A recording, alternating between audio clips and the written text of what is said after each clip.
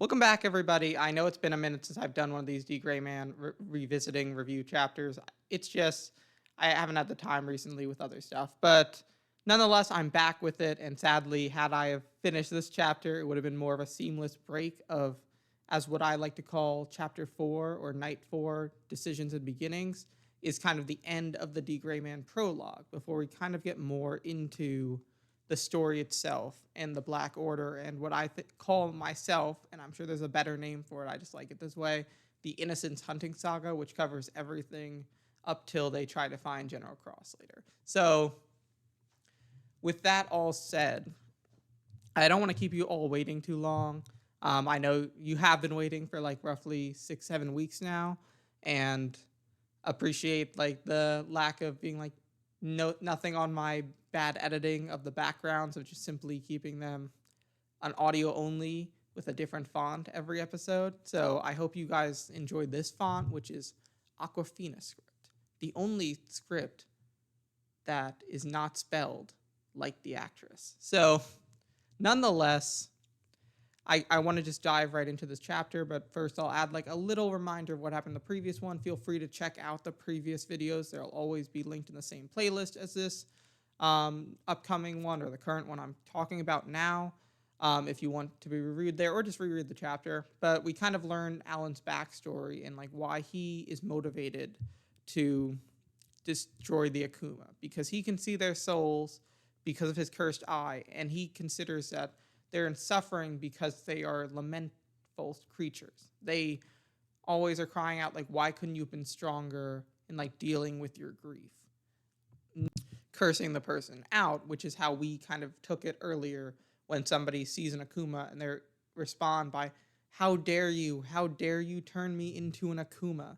So nonetheless, this is where he kind of leaves it to then the Earl saying, I should have taken you out back then when you turned your father into an Akuma and then weren't actually turned into an Akuma because you had the Innocence arm conveniently. So with that all said, I know you've been waiting, so we're going to dive right into the chapter now, which essentially picks up exactly where the last one ended. The Earl literally said, I should have taken you out back then. So he's just attacked Alan with the level 1 Akuma he is on. And he shoots him with a bunch of the Akuma bullets, but Alan swipes them away like nothing because, as he says, you're underestimating me. I only took the previous hit because I had to protect John, but now that I don't, like, these won't do anything to me because my arm is powerful enough to knock them away and the bullets aren't strong enough, and because I am a parasite type innocence holder, I am immune to the poison, so that doesn't do anything to me either. So essentially, he kind of continues to boast about how great his arm is, but the Earl is like, oh well, if I can't hit you with the one Akuma, have you heard the proverb that an unskilled gun might not hit, but enough of them will eventually hit their target? So he essentially uses Lero to open Noah's Ark to bring out a bunch of level 1 Akumas, which, once again, my whole gripe here is if he actually wanted to defeat Alan here, he probably could have brought out a level 2 or a level 3 Akuma. I don't think level 4s were technically created yet till the Noah's Ark time, or at least they were never revealed to the Exorcist. So essentially, he could have easily brought out a level 2, is the whole point here. But he chose not to, which is something that even he brings up later. Not that like these Akuma at their level don't have a chance against Alan, but this could partially be due to the ties that he has with Alan and the 14th within him, so he's subconsciously holding back. At least that's my headcanon for this. If you disagree, feel free to let me know what you think in the comments below. Obviously, a level 2 Akuma hasn't been officially revealed within the story. All we know from these current chapters is that they evolve and grow as they continue to unalive people, essentially. But we don't know what that growth looks like or that evolution until we get to the next arc, which is after the prologue. So you could say right here, it's simply, we haven't been introduced to a level 2 Akuma yet. We don't want to throw that concept out until we officially introduce it or soft launch it. So it's more just something that's being hinted at this point. So, anyways, the Earl just continuously, now with 20 plus Akuma, shoot Akuma bullets at Alan. And Alan is kind of dodging them and blocking them, and is like, knows that John is nearby because John is still there. That was how this whole confrontation started. And this is kind of a John chapter. So he's just like, John, get out of here. I can't kind of protect you with all of these Akuma bullets going stray like this. So he's also like, I'm going to destroy them all, which ultimately makes John reflect on his past with Leo and on the Akuma themselves. He has his father's books, who was a scientist of the Order, and he knows kind of what generally an Akuma is. He's just like, they're weapons created by the Earl, and like he flashes back to him and Leo talking. Like they take the body of the person that they kill. And Leo's like, that's gross. I can't. How would we even be able to tell them apart? And they're kind of laughing with each other until ultimately Leo's mother's passing, which was sudden and something that they did not expect to happen. And while Leo did know about the Earl, because John obviously told him and they went on their patrols together, he didn't understand kind of the grief that Leo was going through. And that even though Leo may have known the truth of what would happen had the Akuma have been a thing when the Earl confronts him, he ends up taking the deal anyways because he wanted to see his mom that badly. And it's something that I feel like is very common for a lot of people, where if you were offered the chance, you might be tempted. And even though Leo specifically knew about the Earl, I guess, is just so charismatic. And like he is in such like a moment of sadness because of the tragedy that even then you can fall for it. So he essentially, John is like sad, and he just like, I don't know what Alan sees because I can't see the souls within Akuma.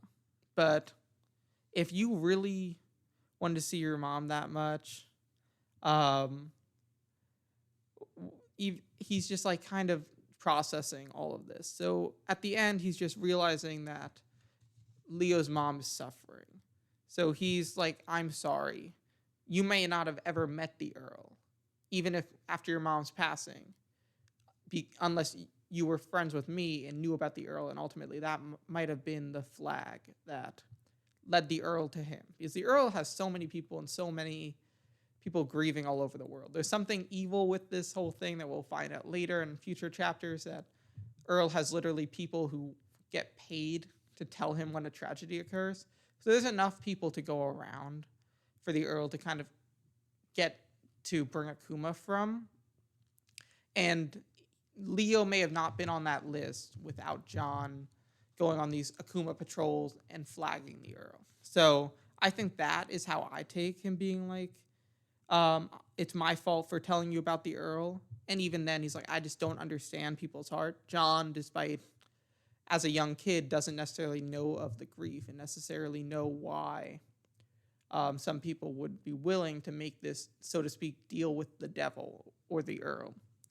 But he kind of sees the Akuma and kind of now, despite not seeing the soul within, kind of understands what Alan's going with and tells Alan to destroy him, destroy Leo, so that, like, his mother can be free. Which Alan does. Alan slices an Akuma before he ultimately uses a move, which I'm not sure if he uses again in the story.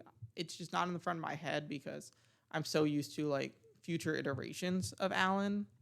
But he uses this move, Crossgrave, which is a downward slash that essentially sends a cross, because a cross is like a holy symbol, and the whole thing is the Pope and the Church are kind of linked to the Order, because it's a kind of holy war, which essentially wipe out all of these Akuma. And this brings us to and then it's just like a massive explosion. But it brings us to the moment where the Earl says, at their level, they don't seem to stand a chance against you, and says, I'll try again later.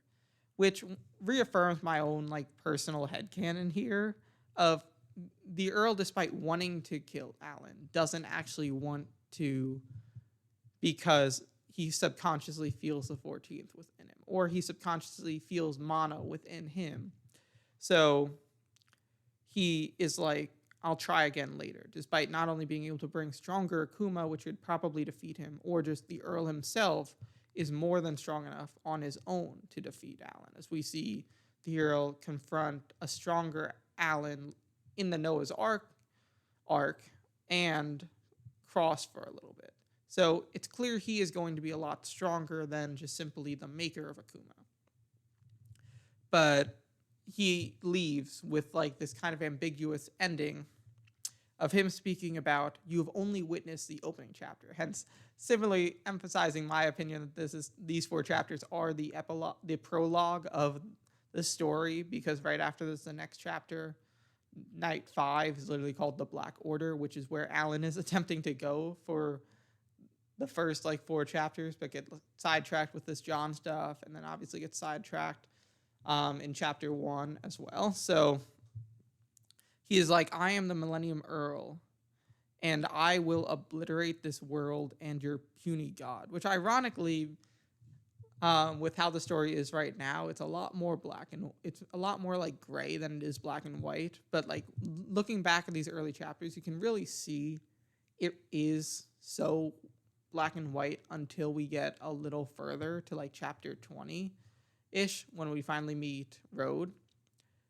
So because at that point, then it's like you get the revelation of what Noahs are and all this other stuff that I don't really want to go into, just for the sake of anyone watching this and not being super deep into the D.gray man story yet.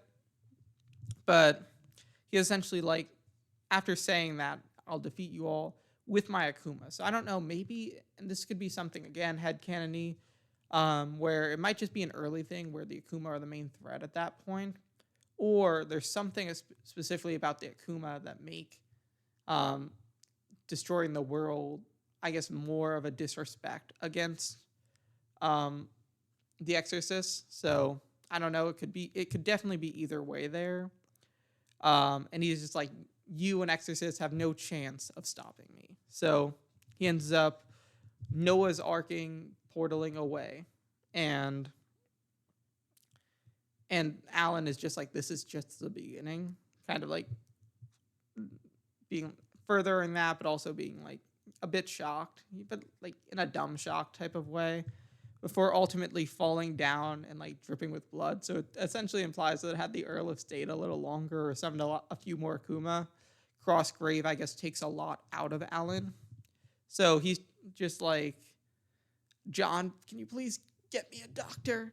So then John's crying, and he's like, I'll get you the doctor. So just rest for a while, and it'll be over before you know it. So then it takes 3 days, but Alan is essentially fully recovered now. I mean, he has, like, his arm in a band, in, like, like, his arm is kind of in a sling, that's the word. But he's generally recovered enough. He's not bleeding anymore. He's able to walk on his own. Like, it might have been more of like an exertion type of thing, but he was bleeding, so I don't know where he got that injury within the chapter that led him to that bleeding. It might have just been over effort and like exhaustion. So he ends up visiting John before he's going to head to the Order, and he sees John is making a small cross, and John is making it because Leo is kind of considered a runaway right now. As a kid who just lost his mom, a lot of hardship, they just kind of assume he was a runaway, rather than what both John and Alan know is that he became an Akuma and is no longer a part of this world. So he's like, until he officially gets a real grave, this will kind of be a marker, at least for me, and like to kind of have for him. So anyways, nice kind of moment to wrap up that kind of growth story for John before John kind of pivots to being like, Alan, are you heading to the Order right now? And he's like, yeah, Tim Campy really wants me to get there, so I should get going. Which is nice, always seeing Tim Campy. I miss Tim Campy. Because he wasn't really in the last bit of the chapter. So I'm off to... So essentially, I was reading it for a sec. John is off to his dad's place and he's going to study more and get stronger to probably become a member of the order similar to his father, because you have to be chosen by the innocents to actually become an exorcist. Nonetheless, they're both like, I'll see you then. Let's both do our best. And it ends with the marker that John made for Leo on one of his bookshelves next to a picture of himself and Leo, which is the same picture that John kind of flashes back to when he's going through like his realization. So that is where the chapter ends. That is also where the prologue ends. And it's interesting because I feel like we go through a lot here, and I'm honestly kind of sad that we don't see John again. At least I'm blanking on it. I don't believe we see John again, despite like kind of the impact he kind of gets focused on here. But it's kind of like a self-contained arc, and that's all it needs to be. So now that we're officially moving on to the story, we'll kind of get into the more main characters. Characters like, what? I don't want to spoil it for anyone who's not here, but a lot of these Black Order characters, as well as the other exorcists and the deuteragonist. That's how you say that. Conda, who you literally will meet in the next chapter, so I feel like that one's less of a spoiler. Nonetheless, this was a fun chapter and kind of a fun ride to like set everything up. So without that, we have the actual kind of meat of the story coming up. So stick around as we go through that. And thanks for checking this video out. And if you stayed the whole time, let me know if there's D.gray Man videos you specifically want me to deep dive on. Anything from these specific chapters as well, I'm happy to go into more detail on if I can. And if you stayed the whole time, why aren't you subscribed? I guess it doesn't really matter, but like, why? Why not? And I hope you liked the font. I'll try to stick around for the next font that we have. I'm not willing to take any recommendations on the font, so you'll just have to be surprised. You'll just have to deal with whatever font is chosen. It could be repeats sometimes, but it's my choice of font. That's all. I'm standing my ground on that. Nonetheless, thanks for being here, and bye.